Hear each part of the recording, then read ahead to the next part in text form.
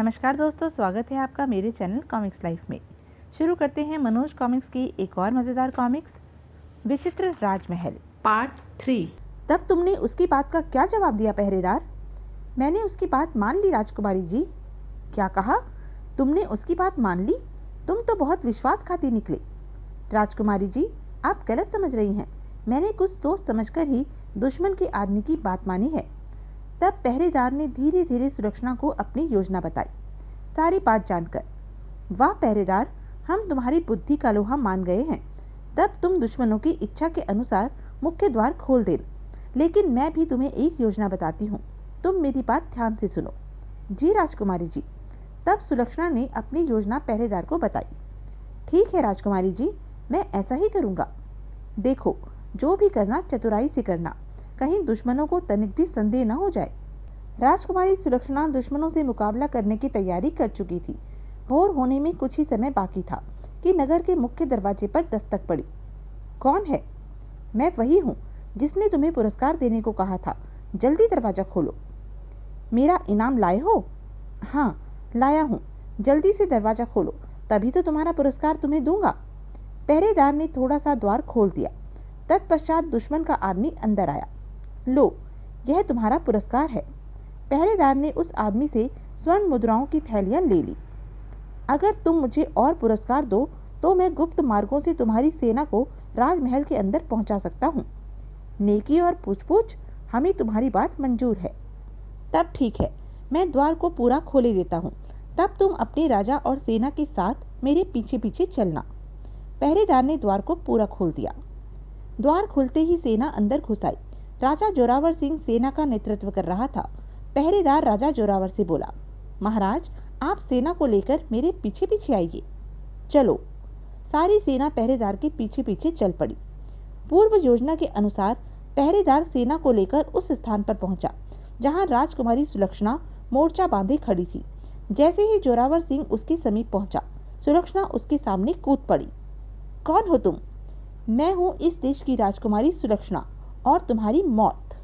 ओह, तो तुम ही वह राजकुमारी हो जिसकी बहादुरी के चर्चे दूर दूर तक फैले हैं। ज्यादा बकवास न करो और मरने के लिए तैयार हो जाओ। एक अदना सी लड़की हमें मारेगी? हा हा हा हा। उसकी हंसी सुनकर सुलक्षणा तिलमला उठी। अगले ही पल, इससे पहले कि जोरावर सिंह संभलता, तीर उसके सीने में जा धंसा। हाय! जोरावर सिंह, देख लिया एक अदना सी लड़की का कमाल। जोरावर सिंह कटे वृक्ष की तरह पृथ्वी पर गिरकर तड़पने लगा। अपने राजा को पृथ्वी पर गिरते देख, इस लड़की ने हमारे राजा को मार गिराया है। इसे पकड़ लो, यह बचकर जाने ना पाए। प्रधानमंत्री का आदेश पाते ही सेना सुरक्षा की ओर लपकी। तभी, आह, जल गया रे! आह, मर गया! धोखा, हमारे साथ धोखा हुआ है।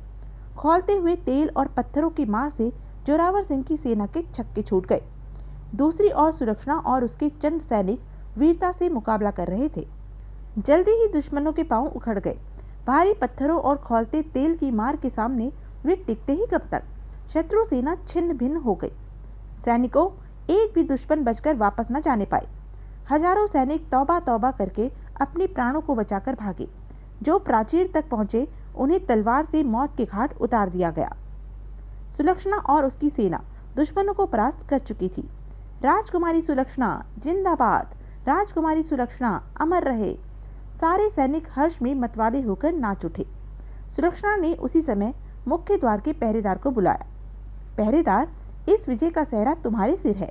यदि तुम देश से विश्वासघात करके दुश्मनों के साथ मिल जाते तो हम इस युद्ध को नहीं जीत सकते थे। राजकुमारी जी, मैं भला देश के साथ विश्वासघात कैसे कर सकता हूँ? यह तो मेरा नैतिक कर्तव्य था। कई दिन पश्चात जब राजा सुरजन सिंह राजा रणधोल सिंह को युद्ध में परास्त करके अपने राज्य वापस पहुंचे। महाराज, आपको पता है आपकी अनुपस्थिति में राजकुमारी सुलक्षणा ने किस प्रकार दुश्मनों के दांत खट्टे किए? सुलक्षणा बेटी ने कौन से दुश्मनों के दांत खट्टे किए थे महारानी? तब महारानी सौदामिनी ने सुरजन सिंह को सारी बात बताई। सारी बात जानकर, ओह महारानी, राजकुमारी सुलक्षणा ने देश को दुश्मनों से बचाकर हमारे कुल की लाज रख ली है। सुलक्षणा सचमुच ही वीरांगना है। सुरजन सिंह ने उसी समय सेविका के द्वारा सुलक्षणा को अपने पास बुलवाया। युद्ध में जाकर वापस लौटने के लिए मेरी बधाई स्वीकार कीजिए पिताजी महाराज। हमारी ओर से भी तुम बधाई स्वीकार करो सुलक्षणा बेटी। कहते हुए सुरजन सिंह ने सुलक्षणा को छाती से लगा लिया। काश हमारा बेटा दुर्जन सिंह भी सुलक्षणा की तरह वीर होता। इस समय वह नालायक न जाने कहाँ ठोकरे खा रहा होगा।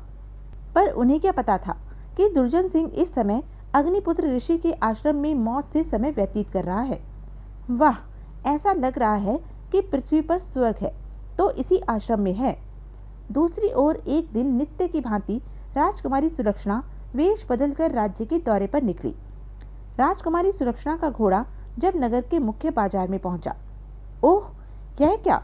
घोड़ा अचानक इतनी तेजी से क्यों दौड़ने लगा? कहीं यह मुझे गिरा ना दे।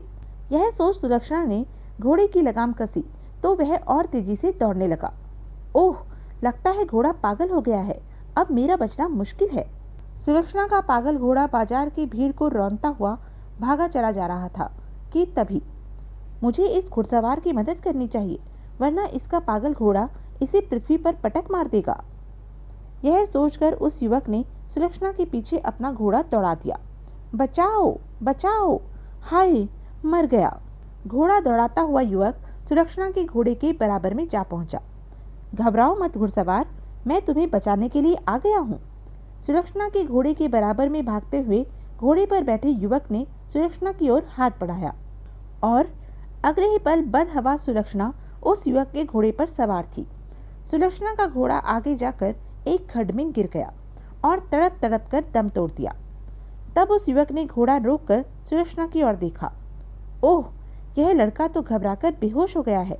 मुझे इसकी पगड़ी खोलकर इसकी हवा करनी चाहिए ताकि इसे होश आ सके। और युवक ने जैसे ही सुलक्षणा की पगड़ी खोली, ओह, यह तो कोई लड़की है। युवक हैरान सा बेहोश सुलक्षणा की ओर देखने लगा। तब तक कई राहगीर वहां आ पहुंचे थे। जैसे ही राहगीरों की दृष्टि राजकुमारी सुलक्षणा के चेहरे पर पड़ी, अरे, ये तो हमारी राजकुमारी सुलक्षणा है। यह सुनकर युवक चौंका। ओह, तो यह वही राजकुमारी है जिसकी बहादुरी व रूप के चर्चे सुनकर मैं यहाँ आया हूँ। युवक मंत्रमुग्ध सा बेहोश राजकुमारी की ओर देखने लगा। तभी राजकुमारी सुलक्षणा ने कराहते हुए आंखें खोली। आह, राजकुमारी जी को होश आ गया है। लोगों की भीड़ देखकर राजकुमारी सुलक्षणा ने घबराते हुए कहा, हमारा घोड़ा कहाँ है? यह भीड़ क्यों लगा रखी है? तब लोगों ने राजकुमारी सुलक्षणा को दुर्घटना के बारे में बताया। राजकुमारी जी, आज अगर इस युवक ने साहस न किया होता तो आपकी मृत्यु निश्चित थी। सुलक्षणा ने एहसान भरी दृष्टि से युवक की ओर देखा। तुम कौन हो? शायद परदेसी हो। मेरा नाम चक्रम सिंह है राजकुमारी जी, और मैं रविनगर का राजा हूँ। रविनगर राज्य का राजा चक्रम सिंह मनोहर नगर क्यों आया था? सुलक्षणा और राजा चक्रम सिंह की प्रथम मुलाकात का क्या फल निकला? एक माह पश्चात मनोहर नगर वापस लौटकर दुर्जन सिंह ने क्या क्या गुल खिलाए? अग्निपुत्र ऋषि के सत्कार का बदला दुर्जन सिंह ने कैसे चुकाया?